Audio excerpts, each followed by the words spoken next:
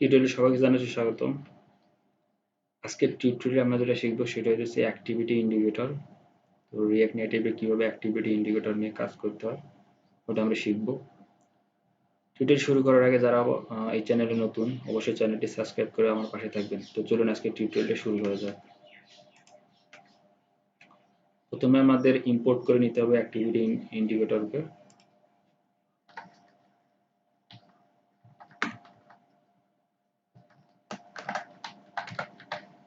Activity indicator import করে নিলাম। দেন আমাদের এখানে স্টেট ডিক্লেয়ার করি আগে।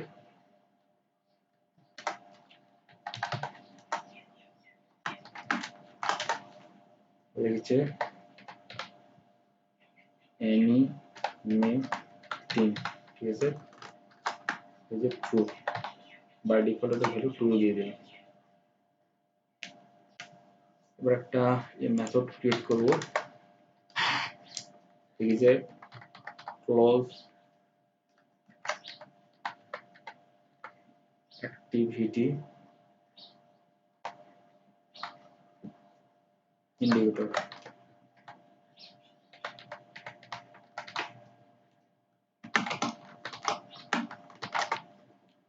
যে মেথডটা কি করবে, সেট টাইম আউট, একটা নির্দিষ্ট সময় পর সে কি করবে, এটাকে স্টেটটা ফলস করে দেবে। সাপোজ সময়টা এখানে দেই, সাপোজ 5 সেকেন্ড পর সে স্টেটটা চেঞ্জ করবে এবং this dot set state means animating false, true ছিল এবার false হবে।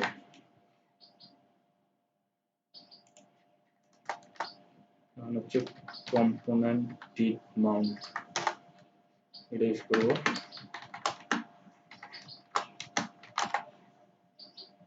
এটা মূলত একটা hook, this dot close animating indicator just use করবো, ঠিক আছে।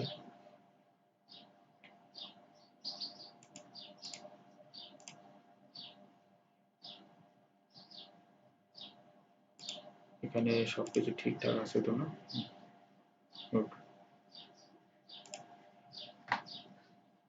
সবকিছু ঠিক আছে।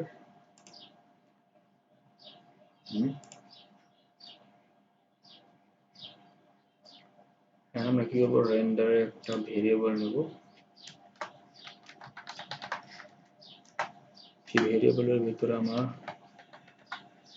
অ্যানিমেট নামে একটা ভেরিয়েবল, যার মধ্যে কি থাকবে, this dot state dot animate, by default যেটা আছে ভ্যালুটা ওটা আমরা অ্যানিমেট নামক এর ভিতর নিয়ে গেলাম, ঠিক আছে, ভেরিয়েবলের মধ্যে।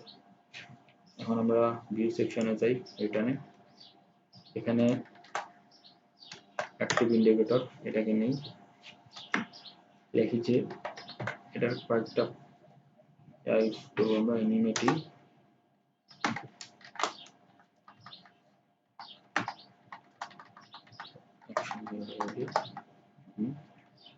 অ্যানিমেট নামক ভেরিয়েবলের ভিতরে আমার ভ্যালুটা আছে। এটার একটা সাইজ থাকবে লার্জ এবং স্মল, দুইটা সাইজ। দেন আমরা কালার দেব, দিলাম রেড, সিঙ্গেল ট্যাগ। সেম ভাবে আমরা আরো একটা অ্যানিমেটিং ইন্ডিকেটর নেব, এটা ছিল লার্জের জন্য, এবার আমরা নেব হচ্ছে স্মলের জন্য। জাস্ট এখানে জাস্ট কি হলো, কপি পেস্ট, লার্জের জায়গায় আমরা লিখেছি স্মল, ঠিক আছে। কালারটা চেঞ্জ করে দেই, লিখেছে গ্রিন, গ্রিন কালার হবে, GREEN, গ্রিন, গুড।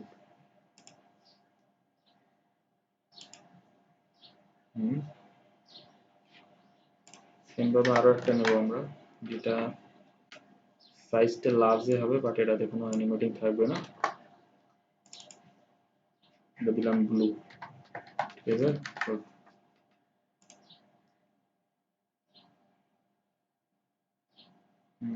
এই জায়গায় একটু ভুল হয়ে গেছে মনে হচ্ছে, এখানে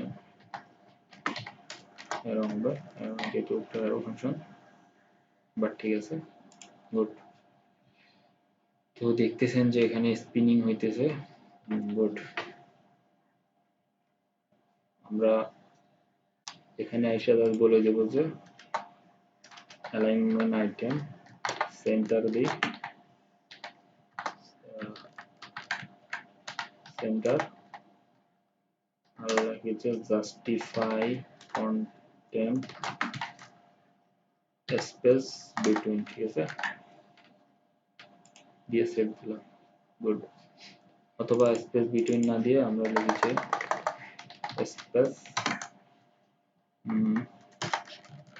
এটা দিই, তাহলে পারফেক্ট। এখানে জিনিস যেটা হইতেছে কি, সেটা হইতেছে এটা হচ্ছে একটা অ্যাক্টিভিটি ইন্ডিকেটর।